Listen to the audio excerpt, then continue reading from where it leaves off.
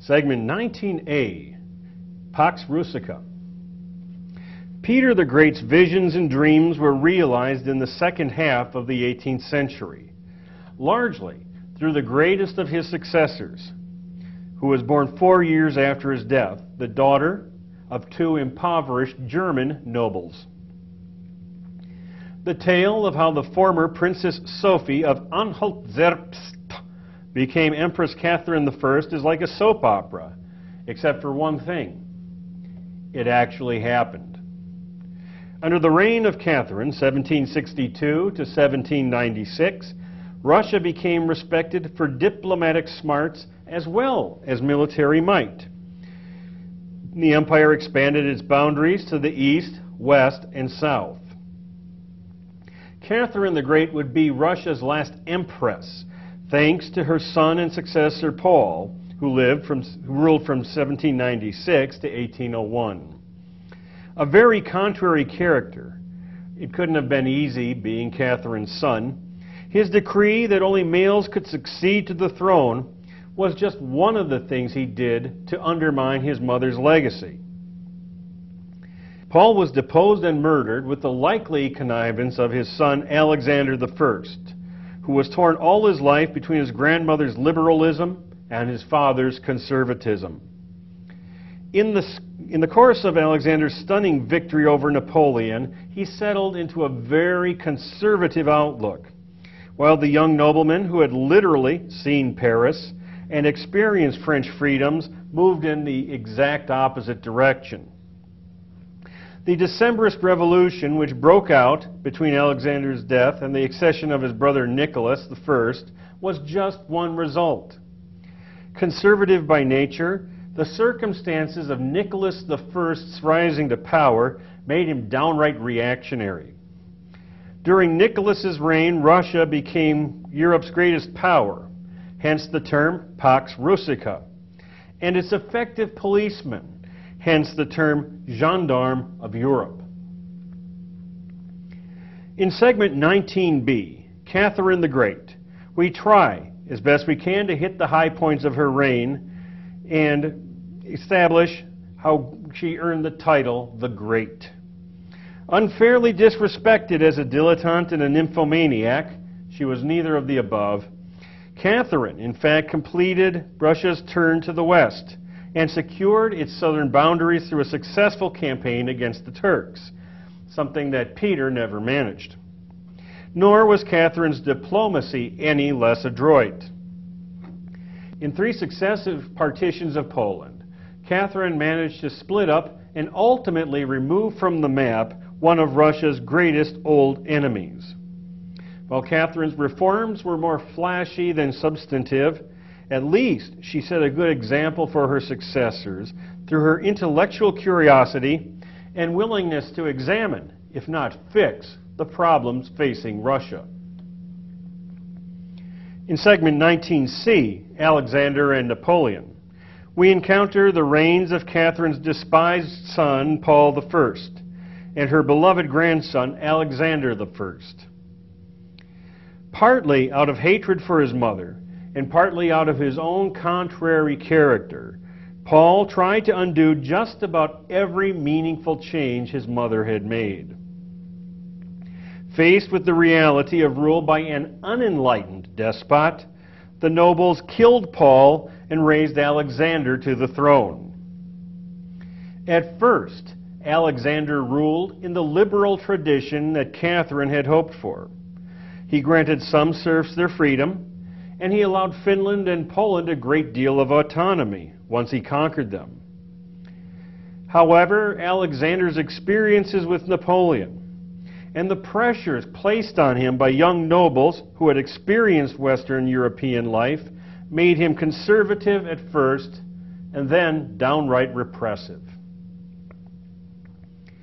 Segment 19D, the Gendarme of Europe, will show us the way towards understanding Nicholas I, 1825 to 1855, third son of Tsar Paul. Nicholas would have been just as happy to remain an officer in the Russian army, and he approached the rule of Russia accordingly. The circumstances of the Decembrist revolt which happened along with his rise to power, turned him into a radical autocrat. Nicholas applied his passion for military order to Russian internal government and foreign policy alike under the title of official nationality. But the cat was out of the bag. The forces unleashed by Russia's westernization and status as a world power could not be suppressed by an act of will, no matter how strong that will was. Couple that internal tension with Europe's growing fear of a Pax Russica, and you are flirting with disaster. Segment 19B, Catherine the Great. Catherine II, Empress of Russia, was born in 1729 as a German princess, Sophie von Anhalt-Zerbst. History knows her as Catherine the Great. The Empress Elizabeth had chosen Peter the Great's German grandson, Prince Peter of Holstein-Gottorp, to succeed her as Tsar Peter III. Princess Sophie was intended to be his humble and supportive wife. On arriving in Russia, Sophie was baptized into the Orthodox Church, renamed Catherine, and married off to the Tsarevich Peter. A German through and through, the Tsarevich Peter cared more about his toy soldiers than he cared about his wife. Since the marriage was so unhappy, there was some talk of Catherine being sent back to Germany, or even worse, to a convent. But Catherine did two very wise things. She won over Empress Elizabeth personally, and more importantly, she worked very hard to make herself into a Russian. She mastered the language, immersed herself in the Orthodox Church, and read voraciously about Russia's history and customs. When Elizabeth died in 1761, the Tsarevich Peter came to the throne as Emperor Peter III. He ruled just 6 months, but that was long enough to make peace with Prussia and to dress the Russian army up in German uniforms. That was bad enough, but his plan to convert Russia from Orthodoxy to Lutheranism was more than any true Russian could stand. In July 1762, Peter III was arrested and forced to abdicate in favor of his wife, who took the title Empress Catherine II. Catherine certainly knew about the plot to remove her husband, but it's doubtful that she had anything to do with his death later that month. The official reason given for the unfortunate ex-emperor's demise was a fatal attack of hemorrhoids. A true intellectual, Catherine saw herself as an enlightened absolutist, wielding total power over her empire for the benefit of all her people. In many ways, she truly was enlightened. She had read the same social thinkers who inspired the founding fathers of the United States. She made great strides in westernizing the education system for men and women alike. She also wrote plays, histories, and a detailed set of memoirs. But Catherine's most important work was the nakaz, or instruction to the legislative convention she called in 1767, wanting to find solutions for the Russian people's grievances. The nakaz consisted of 526 sections intended to guide the delegates' discussions, and it was published in 4 languages: Russian, French, German, and Latin. Catherine's instructions were based on the equality of all people, a concept soon to appear in the preamble to the United States Constitution. But the nakaz and the convention it was meant to guide and the intended reforms all came to nothing. The absolutist in Catherine won out. She herself was the empress and therefore had no equals. She alone could guide Russia. But for all that, her writings did have international significance. Philosophers all around Europe read the nakaz eagerly. On the other hand, her fellow autocrat, King Louis XV of France, banned it. Catherine's foreign policy was not particularly enlightened, but it did work. She expanded the Russian Empire by any means she could. She was truly gathering the lands. She placed a former lover, Poniatowski, on the Polish throne in 1763, and then turned her attention south. Russia had long considered that the Black Sea would make a logical southern boundary. Unfortunately, the Crimea and surrounding lands were still under Ottoman Turk control. The Ottomans, moreover, controlled Istanbul or Constantinople, which would give Russia an outlet on the Mediterranean if they could take it. Catherine therefore started a war in 1768 with the Turks. And by 1774, Russia was the Middle East's most powerful nation. Other European powers were unpleasantly shocked by Russia's success. The 1774 Treaty of Kuchuk-Kainarji removed the Crimea from Ottoman power. Don't worry, I'm not going to put that on the final. And gave Russia the rest of the surrounding territory. Russia annexed Crimea in 1783 regardless. With the fertile Ukrainian steppe lands under Russian control, Catherine could look west again.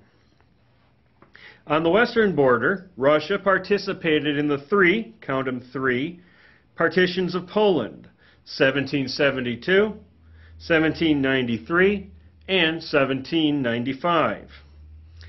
Basically, the weakened Polish nation stood as a useful buffer between Prussia, Austria, and Russia.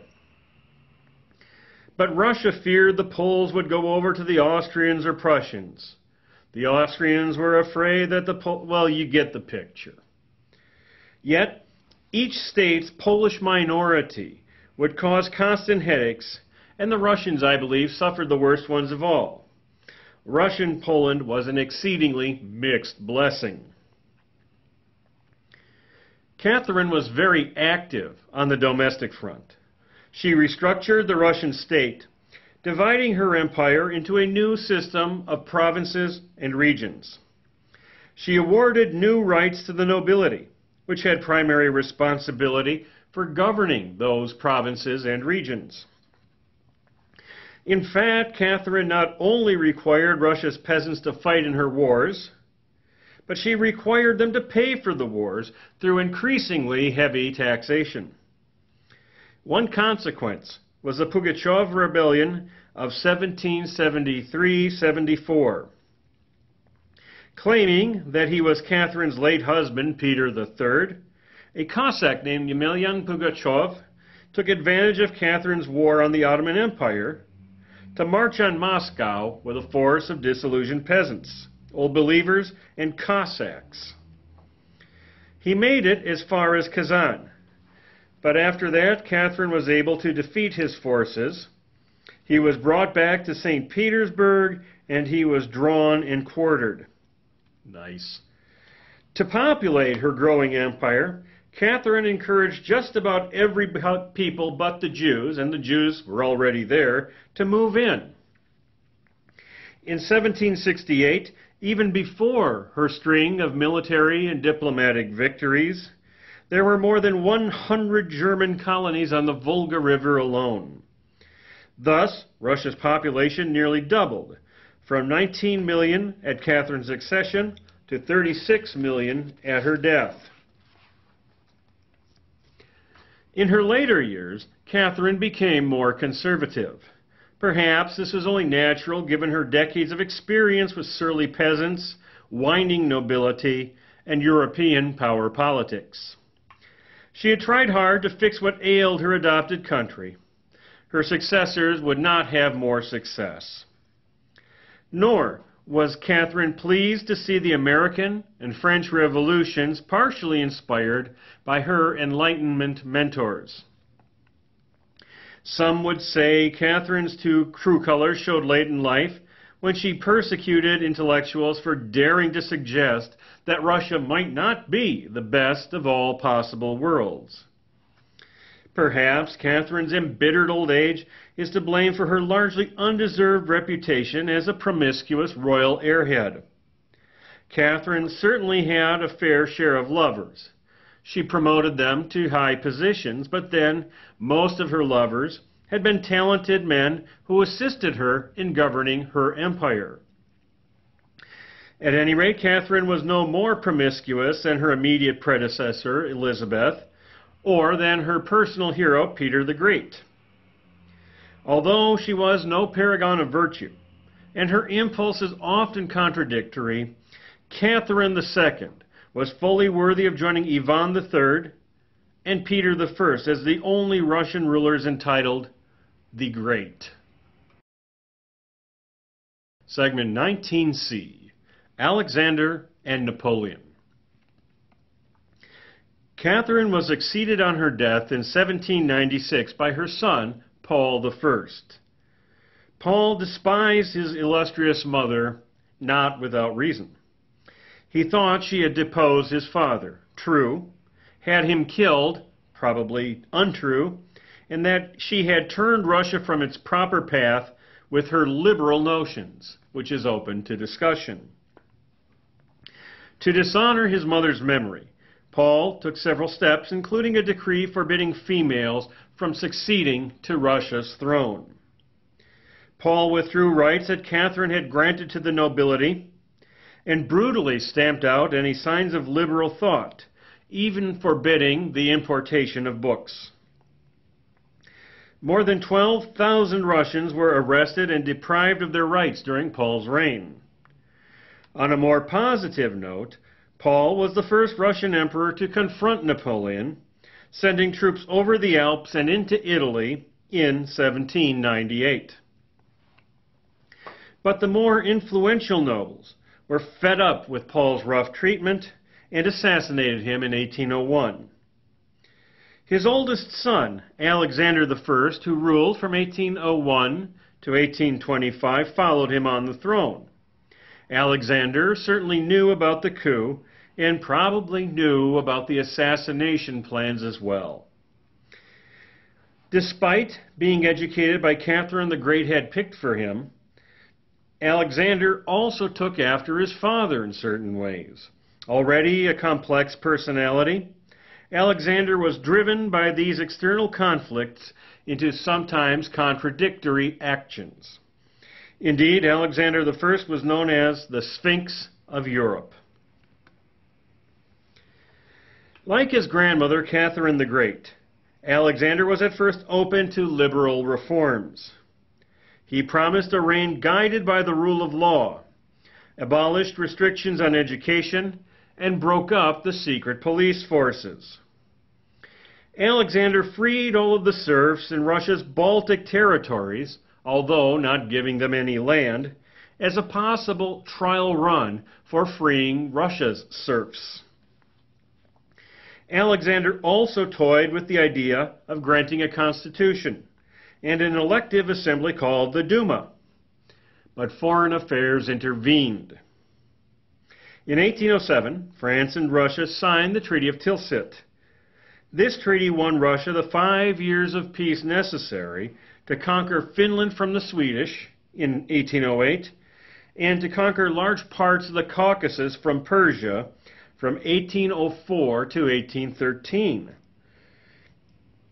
But when Napoleon's growing European empire and his trade policies started wreaking havoc on Russia's economy, Alexander prepared for a brawl.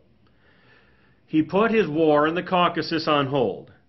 He made military treaties with Prussia, Austria, Spain, and Great Britain, and won the Swedes' promise to support Russia. He still hoped to avoid a war with Napoleon, but he hoped Russia would be ready if it came. In June of 1812, Napoleon's grand army of about 550,000 men crossed the Russian border. Although the Russians had only about 200,000 effective soldiers to fight the invasion, Alexander's generals practiced the time-honored Russian tactic of scorched earth and retreat. drawing Napoleon's forces ever deeper into Russia, just in time for the wretched Russian winter. The Russian peasant armies fought well against Napoleon's veterans, whether they were fighting for the Tsar, or for Mother Russia, or for the tiny sliver of Mother Russia each could pretend was his own. Had Napoleon known about Russia's long history of oppressing its serfs, and its history of peasant revolts, Napoleon might have won over enough peasants to his own side to possibly make a difference. More than a century later, Hitler would make the same mistake in not winning over the peasants oppressed by the Soviet Union. Mid-October found Napoleon in Moscow, at the end of his supply line, and with an army too small to fight. The Russians preferred burning Moscow down to letting Napoleon use it as a winter base. Napoleon was finished, and he knew it. The Russian armies chased Napoleon all the way back to Paris, and in 1814, the Russians accepted Napoleon's surrender. The triumphant Alexander I was applauded as the savior of all Europe.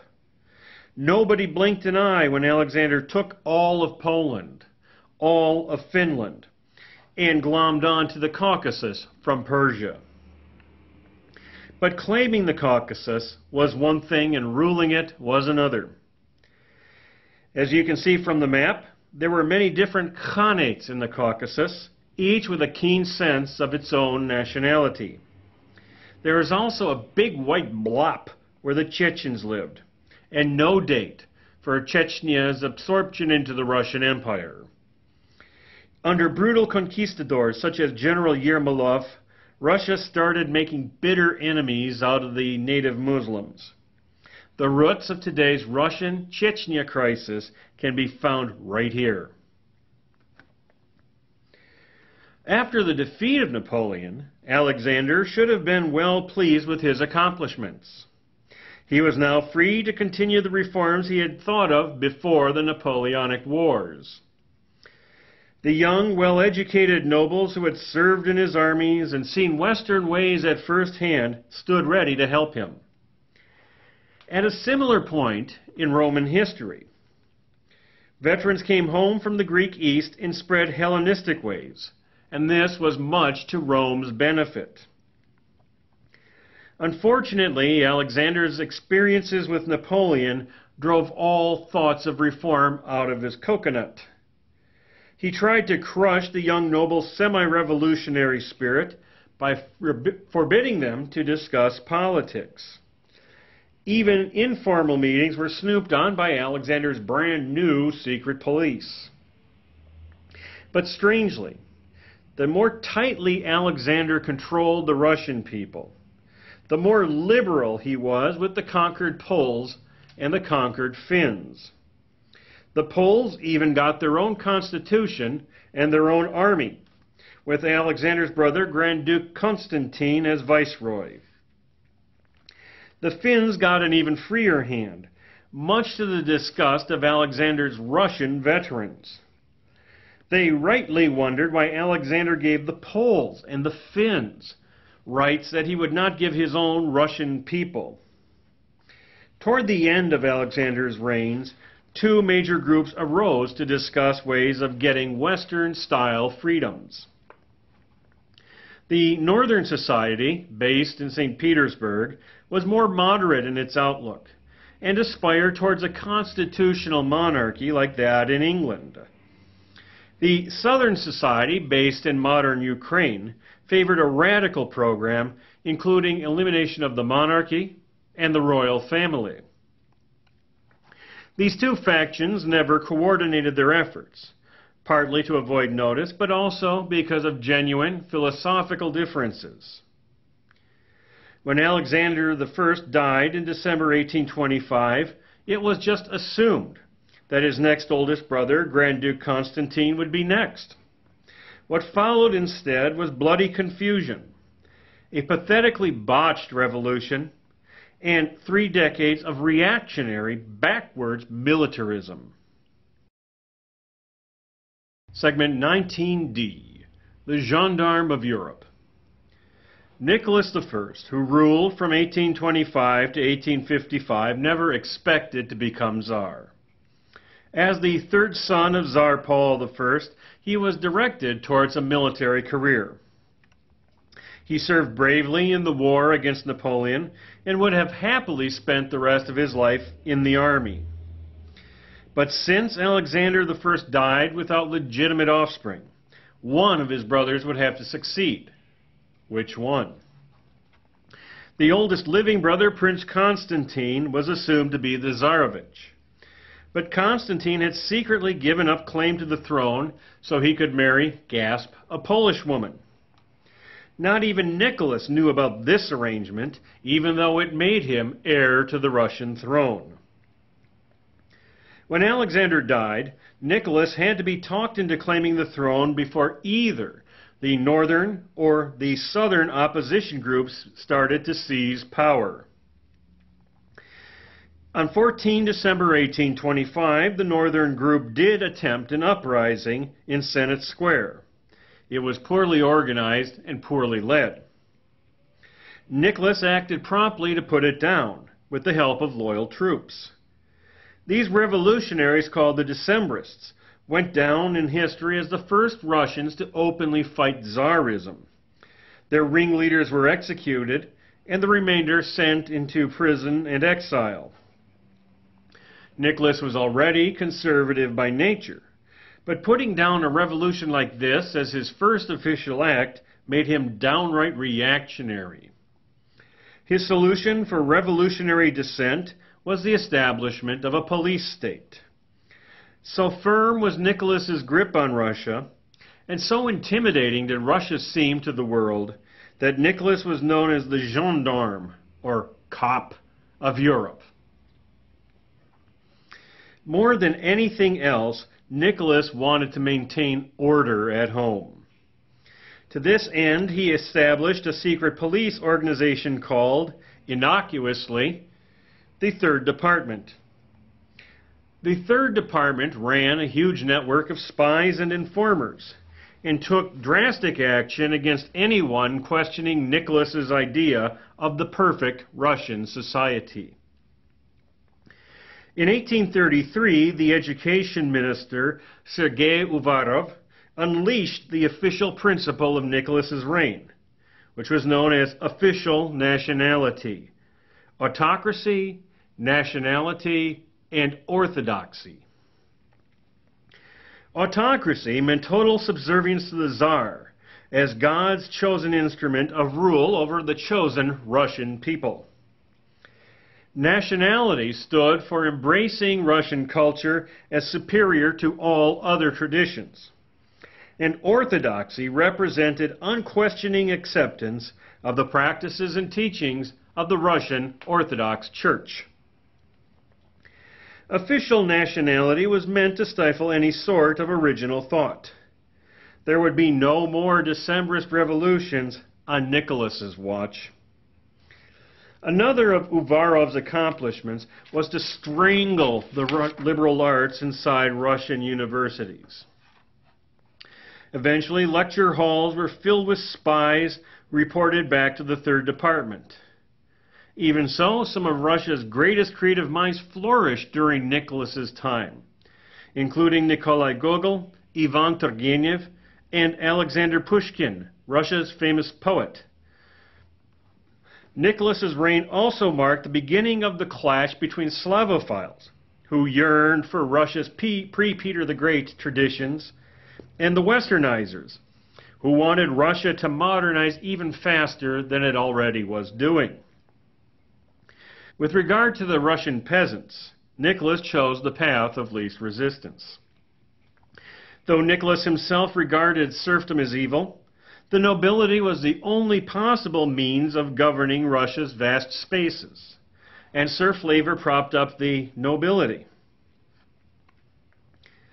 Rightly suspecting that Poles had joined the opposition societies under Alexander I, Nicholas I refused to call himself King of Poland. He withdrew the rights Alexander had given the Poles until they revolted in 1830. Within a year, Poland had been reconquered and reabsorbed into the Russian Empire. For the rest of his reign, Nicholas tried to turn the Poles into Russians, or quote-unquote Russify them. He also continued Catherine's wars against the Ottoman Empire, trying to achieve her goal of returning Istanbul or Constantinople to orthodoxy and gaining Russia an outlet on the Mediterranean Sea. His greatest successes were in the Caucasus, where he continued his brother's often brutal policies against nationalities such as the Chechens.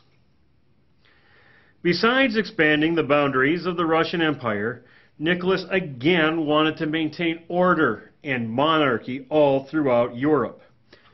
This could be termed an example of Pax Russica. Nicholas's crushing of the Polish rebellion in 1830 to 1831 made clear to the world that he would intervene wherever monarchy was threatened. When a wave of revolution swept over Europe in 1848, also the year that Marx's Communist Manifesto appeared, Nicholas offered financial and military aid to the threatened kings. In 1849, he sent Russian troops to keep Hungary from leaving the Austrian Empire.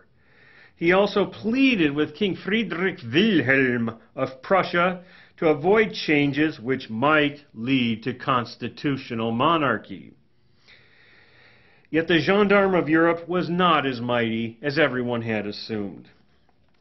Maintaining a Pax Russica throughout Europe was expensive, but the Russian economy was hopelessly backwards.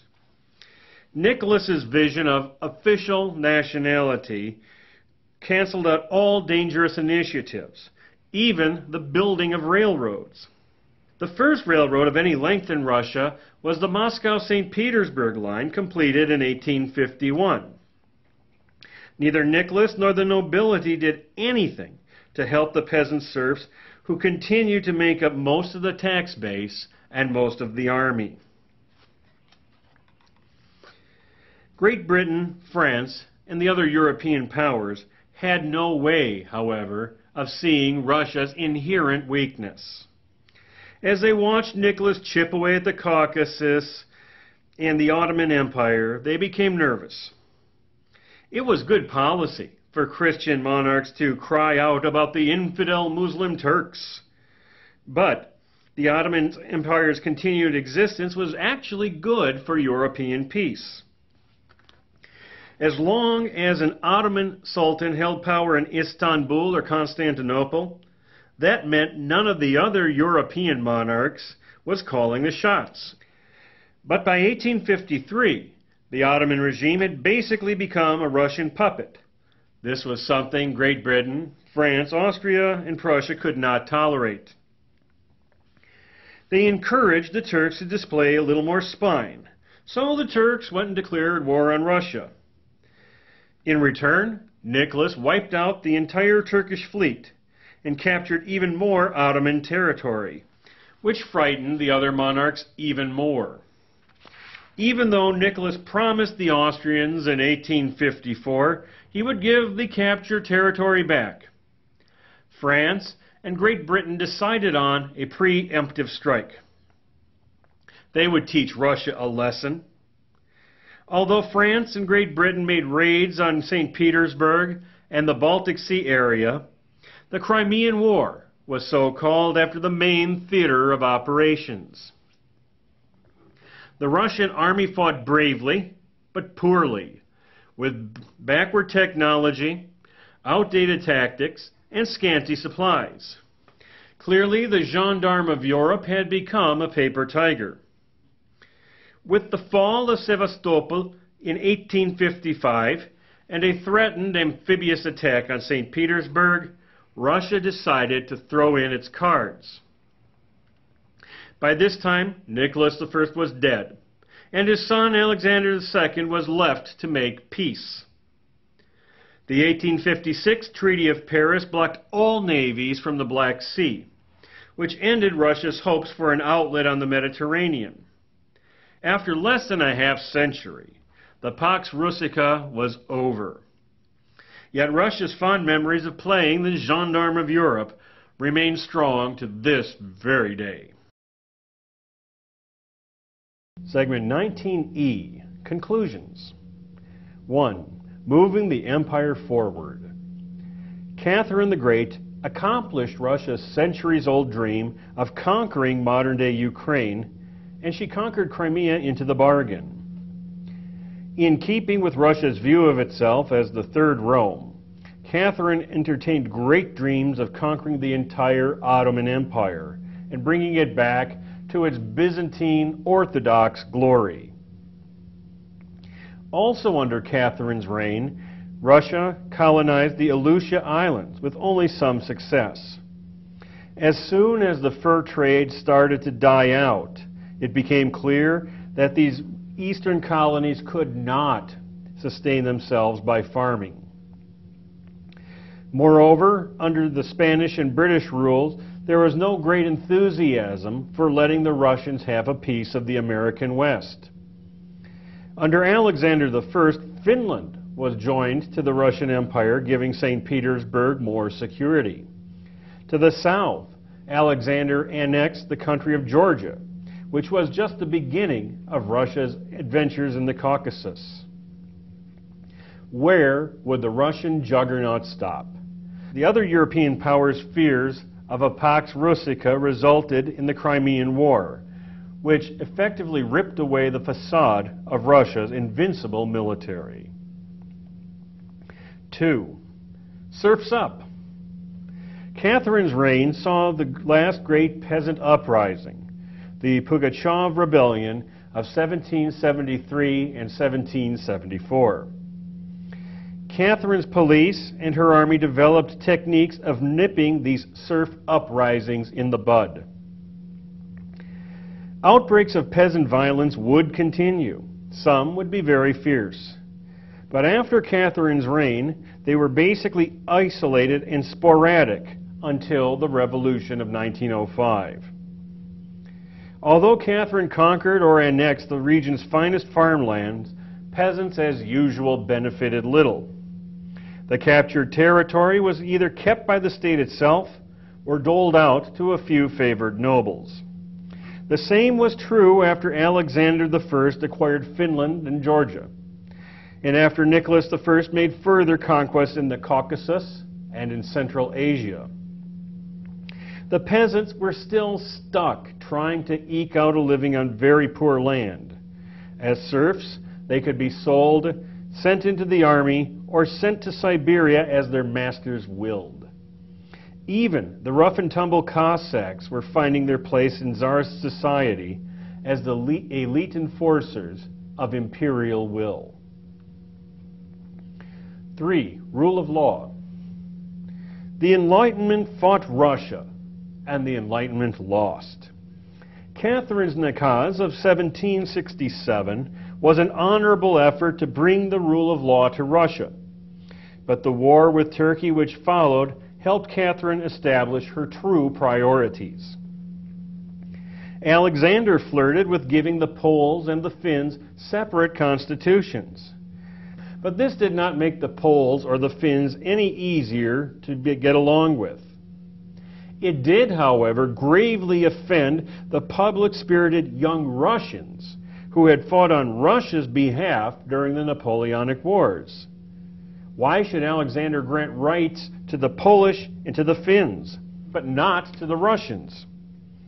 Catherine had refused to help Britain put down the American Revolution, but her successors were not pleased by the fact that educated Russians, the so-called intelligentsia, still wanted the same rights enjoyed in the United States and in Britain. Nicholas I took this repressive approach a step further by finding militaristic solutions to Russia's problems. Wherever authority was threatened, Nicholas was only too happy, in fact, to send money and even Russian troops. 4. Official nationality.